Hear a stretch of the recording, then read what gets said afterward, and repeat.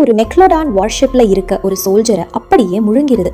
இதை பார்த்த மற்ற சோல்ஜர்ஸ் எல்லாம் கண்ணை வச்சும் கேனான வச்சும் அந்த மெக்லோடானை அட்டாக் பண்ண ட்ரை பண்ணிட்டு இருக்காங்க. கொஞ்ச நேரத்திலேயே கடலோட மேல் பரப்புல ரத்தம் மிதக்கிறத அவங்க பார்க்கறாங்க. இதனால கேப்டன் கொஞ்சம் நிம்மதியா இருக்காரு. ஆனா கொஞ்ச நேரத்திலேயே திருப்பியும் அந்த மெக்லோடான் இவங்களை அட்டாக் பண்ண ஆரம்பிக்குது. இவங்களும் துப்பாக்கி வச்சு சுடுறாங்க. ஆனா எந்த பிரயோஜனமும் இல்லை. பாம் எல்லாம் கூட மெக்லோடான் மேல போட்டு பார்க்கறாங்க.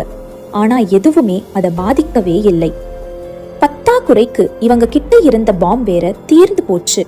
கேப்டனுமே மற்ற சோல்ஜர்ஸ் பார்த்து எல்லோரும் கவனமா இருங்கன்னு சொல்ல, இந்த மெக்லோடான் இவங்களை மட்டும் அட்டாக் பண்ணாம டூரிஸ்டா இருக்கிற மக்களையும் சாப்பிட ஆரம்பிக்குது.